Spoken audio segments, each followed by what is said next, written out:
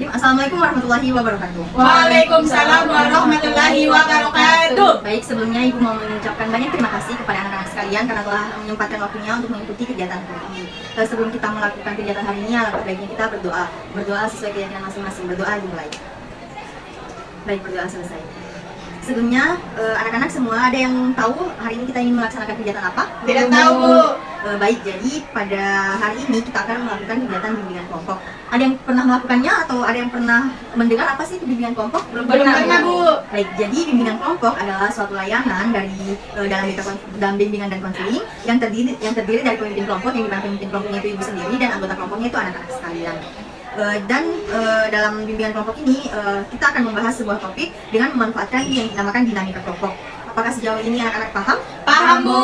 Baik, jadi dari bimbingan kelompok ini ada pun tujuannya di mana agar anak-anak sekalian dapat memanajemenkan waktu dengan baik, agar bisa mengelola waktunya, dan dalam melakukan bimbingan kelompok ini kita duduk setengah melingkar seperti ini agar kita dapat melihat satu sama lain dan tidak ada yang merasa terdepankan atau terbelakang. Mengerti anak-anak? Mengerti, Bu. Baik, jadi dalam pelaksanaan bimbingan kelompok, Ibu mengharapkan anak-anak sekalian untuk terbuka satu sama lain dan menyampaikan pendapatnya tanpa ada yang ditutup-tutupi. Jadi semua juga anak-anak datang ke sini karena secara sukarela tanpa ada paksaan dari pihak manapun. Jadi Ibu harap anak-anak sekalian mengikuti kegiatan dengan sabar, saling menghargai pendapat teman yang lain, dan berbicara dengan sopan selama kegiatan. Sejauh ini paham anak-anak? Paham, Bu. Nah, selanjutnya agar kita saling mengenal lebih dekat, mungkin kita akan perkenalan terlebih dahulu. Pertama dimulai dari Ibu sendiri. Nama Ibu Nur Hafifah. Kalian bisa memanggil Ibu Afifah. Selanjutnya, anak-anak bisa menyebutkan nama dan kelasnya, begitupun seterusnya. Baik, Bu, perkenalkan nama saya Siti Manianti dari kelas 11. Selanjutnya, Perkenalkan nama saya Susa Putri dari kelas 11 IPA 1. Baik, perkenalkan nama saya Nur Makfira dari kelas 12 IPA 1. Baik, perkenalkan nama saya Fadia Nurul Purnama dari kelas 11 IPA 2. baik, terima kasih. Jadi, setelah perkenalan, di sini Ibu akan menjelaskan sedikit bahwa dalam bimbingan konseling atau bimbingan kelompok ini ada yang dinamakan dengan asas kerahasiaan. Jadi apabila anak-anak sekalian tidak boleh membawa informasi-informasi yang telah dikatakan di dalam ruangan ini untuk dibicarakan di luar. Jadi semua informasi yang didapatkan dalam sini cukup di dalam sini saja. Apakah semuanya mengerti? Mengerti, Bu. Baik, sebelum memasuki kegiatan, alangkah baiknya mungkin kita untuk refreshing kita melakukan SDG dulu. Mungkin semuanya bisa berdiri. Baik, jadi Ibu memiliki ice breaking yang namanya Saya Tahu, Saya Siap.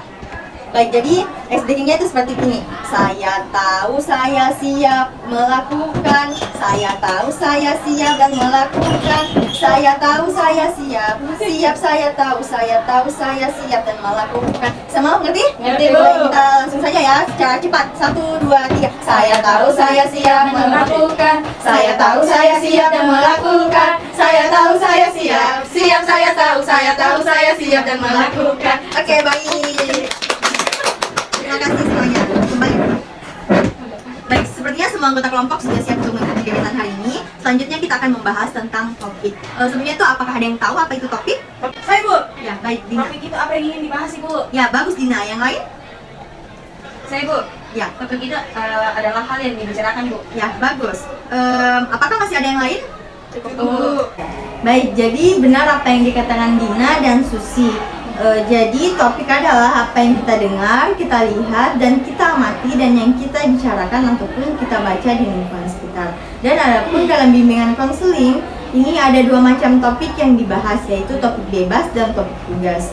Topik bebas yaitu kalian yang menentukan atau mengajukan topik yang akan dipilih, sedangkan topik tugas itu Ibu yang sebagai pemimpin kelompok memberikan topik yang akan dibahas selama kegiatan. Dan pada pertemuan kali ini kita akan membahas topik tugas, di mana topiknya itu dari Ibu yang berjudulkan manajemen waktu. Baik, jadi anak-anak sekalian, waktu adalah hal yang sangat berharga. Apabila sudah berlalu, maka kita tidak bisa mengulang kembali waktu tersebut. Seorang peserta didik atau konseli selain memiliki tugas perkembangan yang harus tumbuh secara optimal, juga harus bisa memanajemenkan waktu atau mengatur waktu dengan optimal. Nah, itu tadi sedikit penjelasan mengenai topik yang kita bahas. Apakah ada yang ingin menyampaikan pendapatnya mengenai topik? Saya ingin bertanya, Bu. Baik, Fira, silakan. Apa sih Bu pengertian dari manajemen waktu itu sendiri? Baik, jadi manajemen waktu sendiri merupakan kemampuan yang dimiliki seseorang individu untuk melakukan perencanaan, pengorganisasian, penggerakan, dan pengawasan produktivitas waktu melalui memprioritaskan, menjadwal, melaksanakan sebuah kegiatan yang dapat dikerjakan secara efektif dan efisien. Oh, jadi manajemen waktu artinya sama dengan bagaimana cara kita untuk mengatur waktu kita. Ya, betul sekali Firan. Sekarang Ibu ingin bertanya lagi, apakah anak-anak ada yang sudah merasa telah melakukan manajemen waktu dengan baik? Saya Bu, Ya.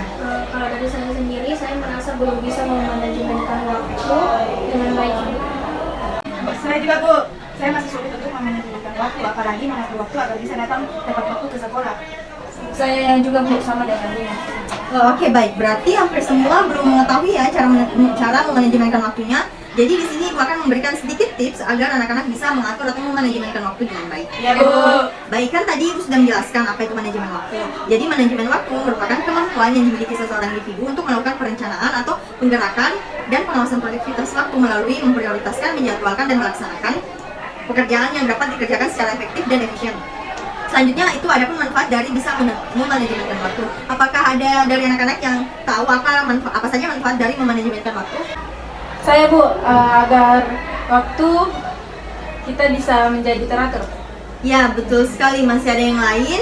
Saya Bu, meningkatkan produktivitas terutama dalam pembelajaran Bu. Wah, bagus sekali. Bagaimana dengan tanggapan yang lain? Saya Bu, mengatur waktu dengan penjadwalan. Oke, bagus. Ibu rasa sudah banyak yang paham ya mengenai pemanfaatan manajemen waktu. Jadi bisa disimpulkan bahwa memanajemenkan waktu itu sangat bermanfaat bagi kita agar kita dapat mengatur, menjadwalkan apa saja yang harus diprioritaskan. Sebelum itu Ibu ingin bertanya lagi, tentunya dalam melakukan sesuatu ada saja kendala-kendalanya. Kendala apa saja yang anak-anak alami saat mengatur waktunya? Ada yang ingin menjawab? Saya Ibu, Baik, kalau dari saya sendiri, saya sulit untuk memprioritaskan tugas. Jika main game saya bablas sehingga tidak mengerjakan tugas sekolah Ibu. Oh, jadi begitu ya, Do. Ada yang lain? Saya Bu, kalau saya sulit untuk menolak permintaan teman. Jadi misal saya sedang mengerjakan tugas, ada yang mengajak keluar, jadi saya sulit untuk menolaknya, dan itu yang membuat saya tugas yang guru berikan itu menjadi menumpuk. Baik, jawaban yang bagus, Bura. Masih ada yang ingin menjawab? Tidak ada Bu. Baik, jadi masih ada ya yang memiliki kendala-kendala dalam mengatur waktunya. Jadi di sini Ibu akan memberikan sedikit tips untuk anak-anak bisa memanajemenkan atau mengatur waktu dengan baik. Jadi yang pertama, anak-anak bisa menggunakan alat bantu untuk memanajemenkan waktu. Yang dimana alat tersebut sudah ada banyak seperti agenda, to-do list, dan lain sebagainya. Yang kedua, prediksi berapa lama waktu yang diperlukan untuk menyelesaikan tugas. Yang ketiga, mengetahui kapan tugas harus diselesaikan dan menentukan target waktu dan proses pencapaiannya. Yang selanjutnya, kita tidak bisa mengerjakan tugas dalam waktu bersamaan, jadi kita harus mengerjakannya satu-satu agar bisa selesai. Dan yang terakhir, hindari terpaku pada waktu yang lama. Apakah anak-anak sudah paham? Paham Bu. Baik, Ibu rasa sudah cukup untuk pertemuan kali ini. Waktu juga sudah hampir habis, jadi sebelum penutupan, apakah ada yang bisa menyimpulkan? Saya Bu, jadi manajemen waktu itu sangat penting untuk kehidupan agar kita bisa mengatur ataupun merencanakan kegiatan kita Bu. Baik, jawaban yang bagus, Dina. Saya rasa anak-anak sekalian juga sudah paham bagaimana cara memanajemenkan waktu itu. Jadi saya tutup pertemuan bimbingan konseling pada hari ini. Kurang dan lebihnya mohon dimaafkan. Wassalamualaikum warahmatullahi wabarakatuh. Waalaikumsalam warahmatullahi wabarakatuh. Terima kasih Bu. Sama-sama anak-anak.